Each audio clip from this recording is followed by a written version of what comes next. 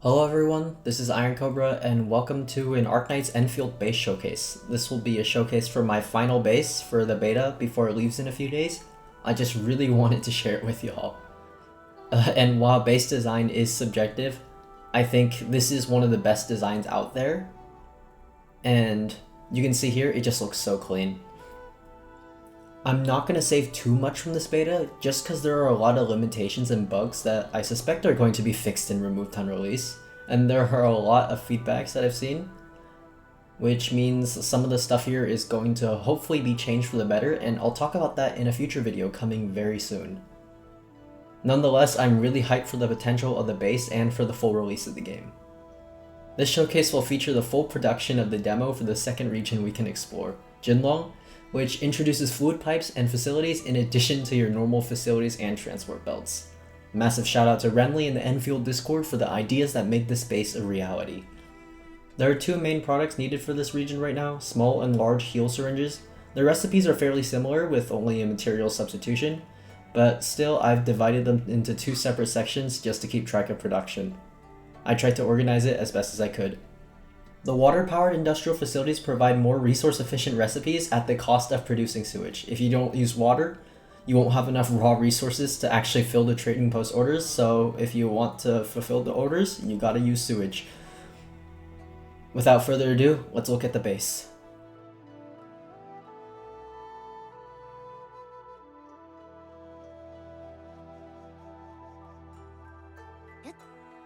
Before we begin, I want to say that this is all possible thanks to the 13 fluid pumps we have along this river here. These 13 fluid pumps all pump water into the core of the base, and each of them powers all the water machines that we need, and I'll explain the breakdown shortly. Let's get into the actual base now. Top-down mode, here we go. Thank you, game. Now, the entire base is powered by these thermal banks with originium feeding into it. My capacity exceeds my usage by a lot, as you can see at the top right here, and even though I don't need all of these banks, I decided to round out the entire setup just so it looks semi-symmetrical, and this design just looks really, really cool. Reminds me of like a chip. But otherwise, let's talk first about the sewage. There are 45 sewage treatment plants here, and if you don't have that much, then the sewage clogs up and your outputs are not running at full efficiency. It's a lot of treatment plants. I've tucked them all into the base here, and I'll break them down right now. So with this pipe view, we can see that this one pipe leads to 6 different machines, 1, 2, 3, 4, 5, 6, 4 refiners and 2 molders, and each of these, when doing their task, which I'll break down later, outputs sewage as a byproduct, and the sewage is all converged into one fat pipe right here. This is sewage from 6 machines. It can handle up to 8, the pipe, but at max capacity, it is a little bit buggy. So, because I only need 6 machines for this part of the setup, which is for the large syringes right here, you can see by the purple rarity, these will fall into 18. These will fall into 18 water treatment units. It's 3 per machine, so we will need 15. We have 15 machines that output sewage in total, so 45.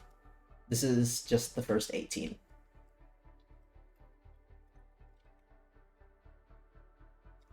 For the other 27, we have 6 refining units for iron down here. These are for refining cuprium, and these are for refining iron. And 3 molders here that will also output sewage to refine the steel that comes out of the grinders.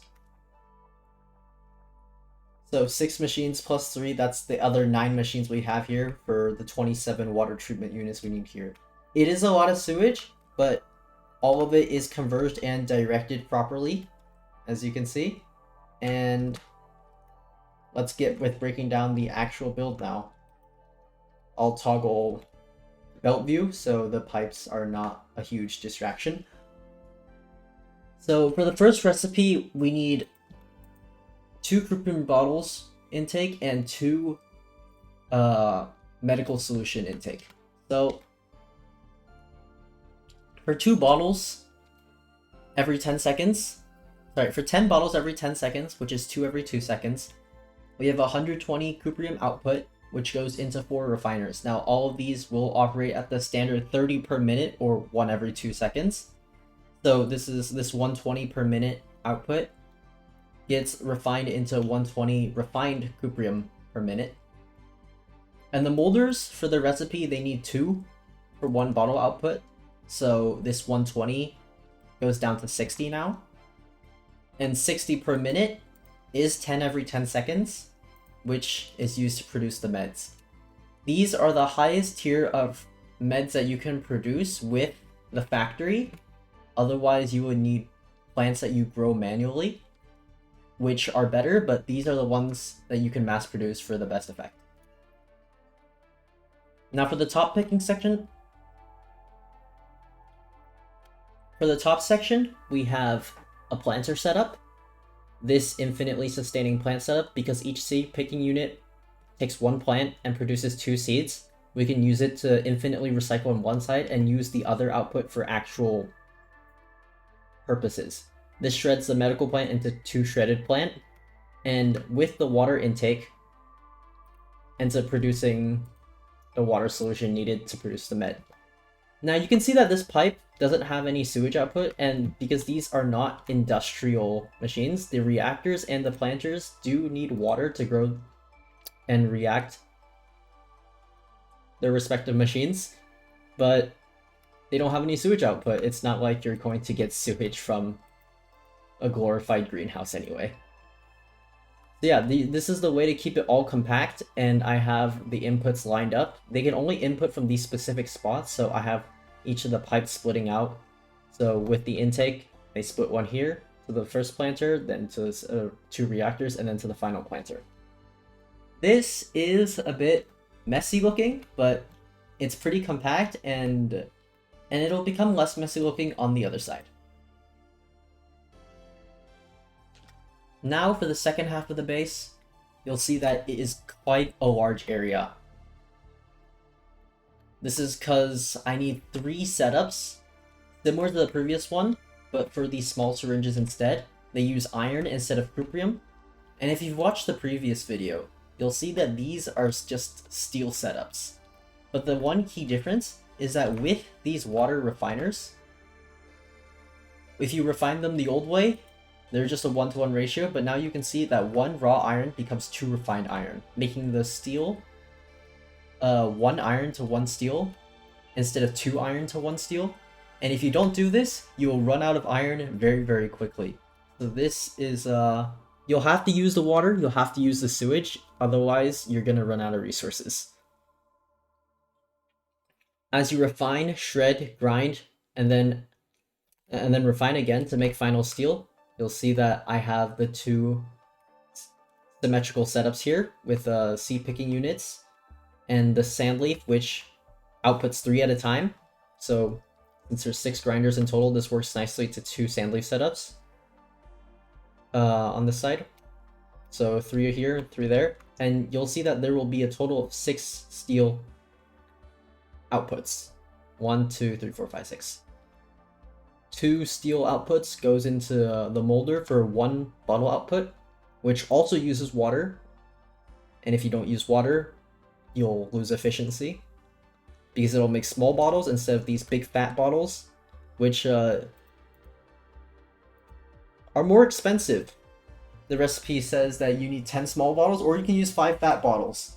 And if you make small bottles, once again, you'll run out of iron very, very quickly. So these bottles make up the half of the recipe once again. And up here is a reactor setup for the small syringes. I have 2 planting unit setups, so 4 planting units in total. These do require the water planters. And there are 1 on each side. Technically, I only need 1.5, but you can't really have 1.5 setups here. So this shredder is just forever clogged because the 1 to 2 output only goes into this 1 reactor here. This side, however, does shred into 2 and lead into the 3 reactors that we have running at full capacity. Water flows into them from the pipes on the right, and this also does output your medical solution. These are a bit weaker than the ones that you would produce on the left, but the outpost demands them nonetheless.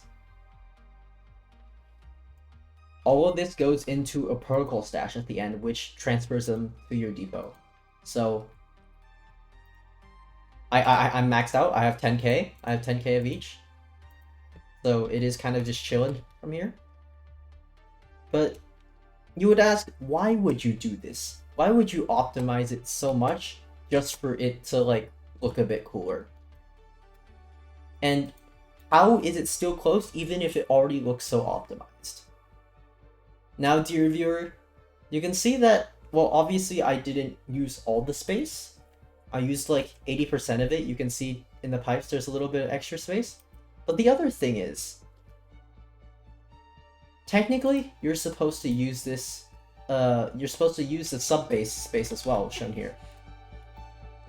Now, I've emptied this just for the video, but having this entire sub-space be empty means I can experiment and do whatever I want with it. Done pipe drawings, I've filled the entire area with sewage, spaghetti, whatever you can imagine. It does actually look quite nice when it's empty, by the way. But it's empty. This is an extra 40 by 40 space you would have to typically extend your build if you are unable to do it all in your core area, and it's quite a lot of space. It's this main space is 60 by 60. And 40 by 40 is no joke. Some concluding thoughts I'd like to mention is that I really like how Hyperdrift made this base part so forgiving. I used almost all of a 60 by 60 base and left a 40 by 40 base completely empty. So out of the total bit more than 5,000 units, I used a bit less than 3,400-ish. So that's like, I used only 2/3 of the space. You have an extra third to mess up, be inefficient, or do whatever the hell you want with. I feel like it's just the right amount for the casual players who don't really want to bother optimizing a base or are going to copy a guide on YouTube.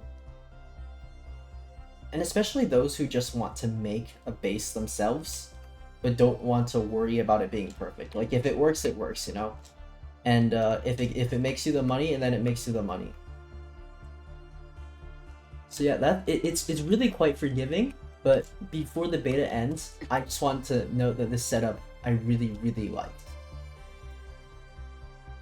So thank you for watching the base tutorial. I really didn't know how to format this video. I just kind of wanted to talk about this base and how I spent a really long time on it, even with some help. And that I really have a lot of ambitions for the base. I think Hyperdrift can genuinely do a lot with this concept on release. While it's not perfect right now, and obviously we're only getting a very small portion of it, I do want to see more, and even then I'm gonna miss this beta. Maybe I'll see you all in release, and maybe I'll have this formatted if I ever do another base showcase. Thanks for watching, and I'll see you all in the next one.